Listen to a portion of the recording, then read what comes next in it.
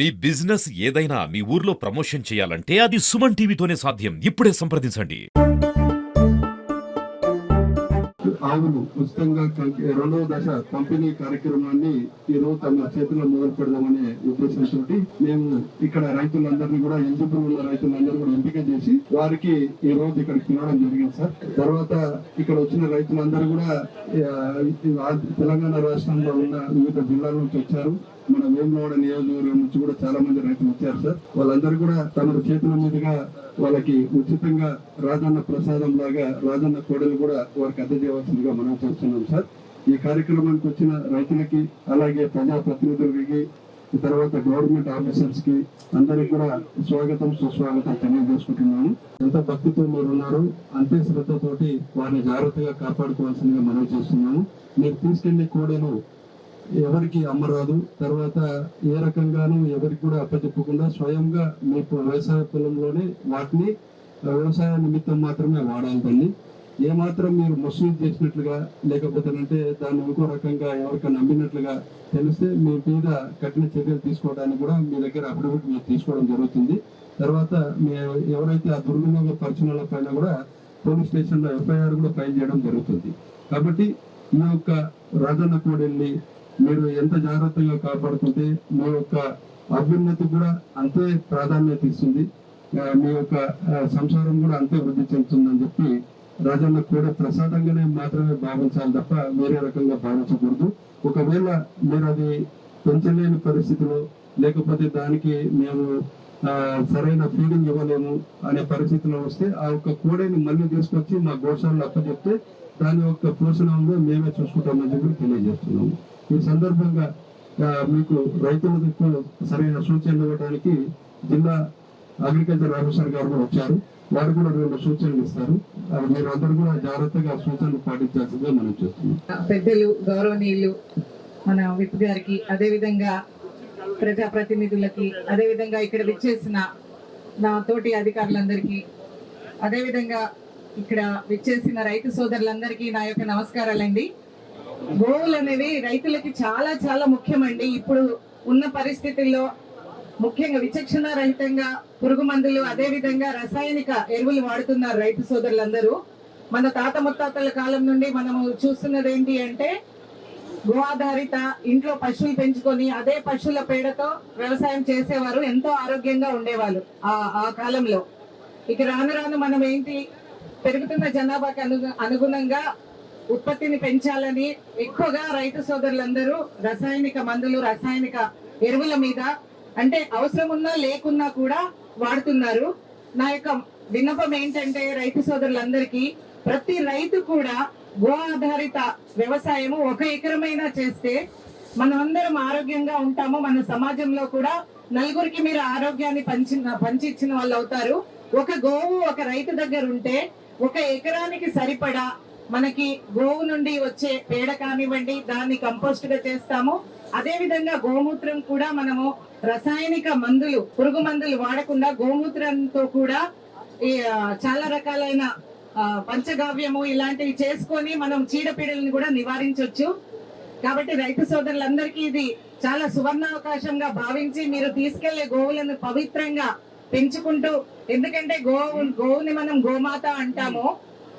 దానివల్ల చాలా చాలా రకాల లాభాలు ఉన్నాయి. మనం ఇంటి ముందు పేడ చల్లినా కూడా బ్యాక్టీరియల్ వైరల్ ఇన్ఫెక్షన్ అవ్వదు, మనకందరికీ తెలిసిన విషయమే. అదే విధంగా అదే పేడని మనము వ్యవసాయ భూమిలో వేసినప్పుడు మంచి పంటని అంటే భూమిని కూడా సారవంతం చేస్తుంది. అదే విధంగా మనము గోమూత్రాన్ని కూడా పంచగావ్యాల్లో కలుపుకొని మనము చీడపీడల మీద చల్లినప్పుడు చీడపీడలు కూడా రాకుండా ఉంటాయి. ఈ రోజు డిస్ట్రిబ్యూషన్ ప్రోగ్రామ్ అవుతా ఉన్నది.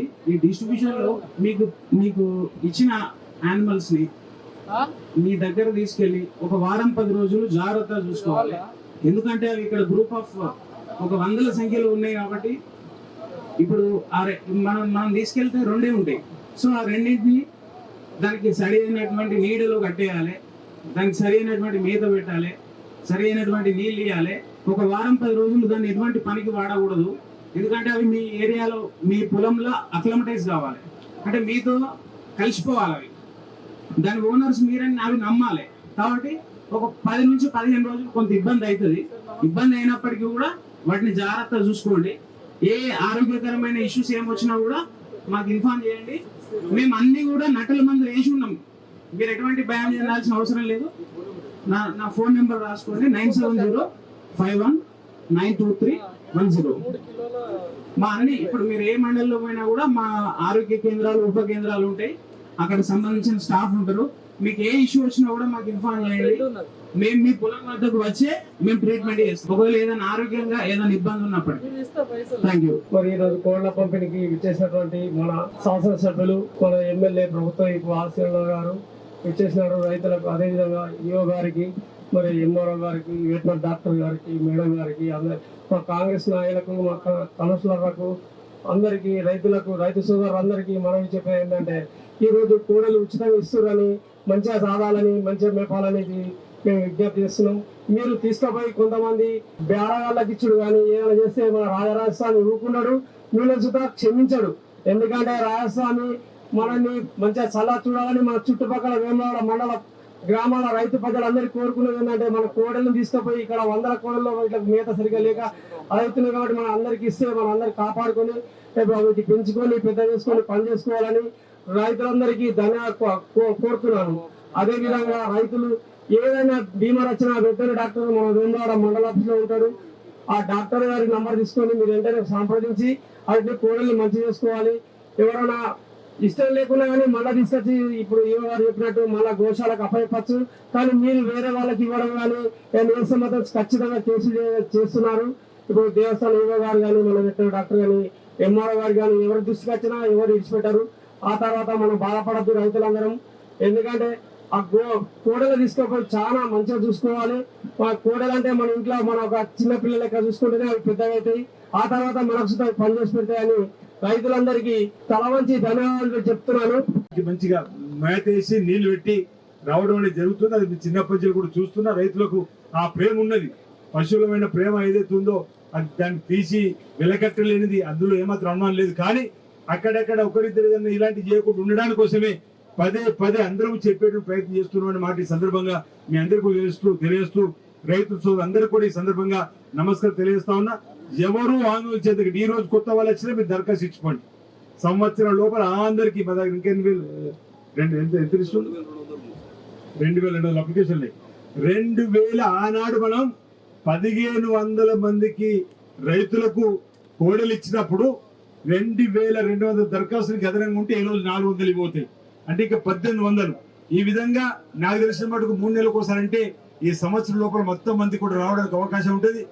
లేదా రాజన్లు కోడలు గిట్ట ఎక్కువగా భక్తులు తీసుకొస్తే వీళ్ళతో తొందరగా కూడా ముట్టుకోవడానికి అవకాశం ఉంటుంది అన్నమాట ఈ సందర్భంగా నేను తెలియజేస్తూ మరోసారి రైతు అందరూ కూడా శుభాకాంక్షలు తెలియజేస్తాను. అందరికీ నమస్కారాలు.